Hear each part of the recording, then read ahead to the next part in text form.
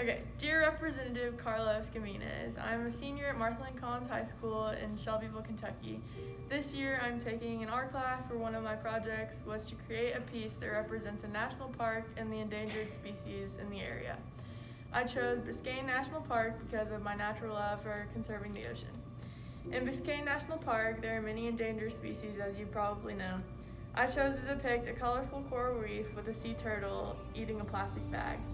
I used recycled materials such as old magazines and Walmart bags to show as the turtle eats the plastic, it takes on the saying, "You are what you eat." The issue of ocean pollution hits home for me. I've been lucky enough to travel and dive in our beautiful oceans. After seeing such magical places, it has inspired me to not only make my own effort of conservation, but also possibly study the environment and sustainability at Eckerd College in Florida. The most important piece of making conservation possible is education. As you are probably aware, in order to make change, the public must know why it is needed. Being from Kentucky, I'm not exactly sure what level of importance is placed on the environment in Florida, but I truly hope this issue becomes more prevalent. Being that many people are unaware of the many causes of ocean pollution, as well as how many species are affected by it, that just makes it so much more important to spread awareness. I hope by reading this, you see that kids from all over the country are trying to make a difference. Before us young people are able to make a direct impact, we need the important, powerful adults to stand with us. I encourage you to speak on our behalf and make direct change even within your own life. I hope one day I'm able to take my children to Biscayne National Park and explain to them that the only reason they are still able to see this beautiful coral reef is because we as a community took action to conserve our one and only beautiful planet. Thank you so much for taking the time to read this. I hope you continue being active on environmental policies. Dear Miss UV Harold, I'm Keshawn Evans and I attend Martha Lane Collins High School and I am a junior and I have been assigned our Advocacy Project.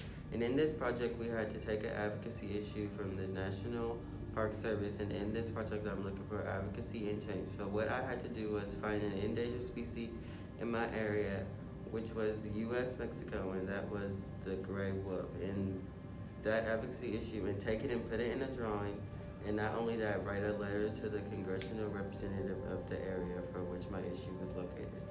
For my issue, I had chosen the Don't Divide Our Habitats, Ecosystems, and Communities. I had chosen the particular reason because I felt like it's something that needs to be addressed and actions need to be in the works about getting this issue under control. This particular issue is a big problem that is causing damage to habitats in this area.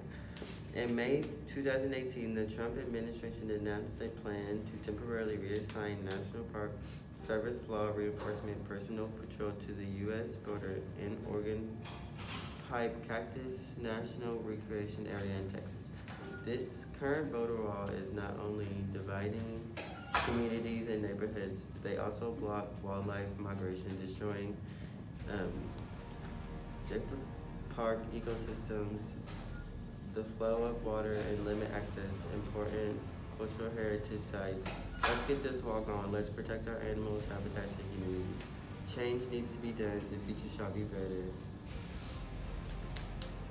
Okay, sorry, that was it. Is that it? Yeah. Dear Miss Cantwell, I'm writing to you about an art project I am working on in my class at Martha Lane Collins High School. Our project tells us to pick a park to advocate for and to talk about some of the issues the park faces and how to resolve them. And for my park, one of the biggest issues is pollution. Because of all the pollution in the air, it has negative effects on the plants and animals that live in the area. My art piece shows how pollution in the air affects the environment around it and the beautiful land being destroyed. If we don't do something about it now, it might be too late by the time we do. This is why it is so important to act now so our future children don't have to face the consequences, which is why I think we should act to help stop pollution.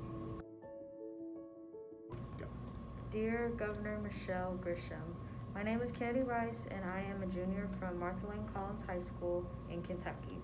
I was assigned an advocacy art project.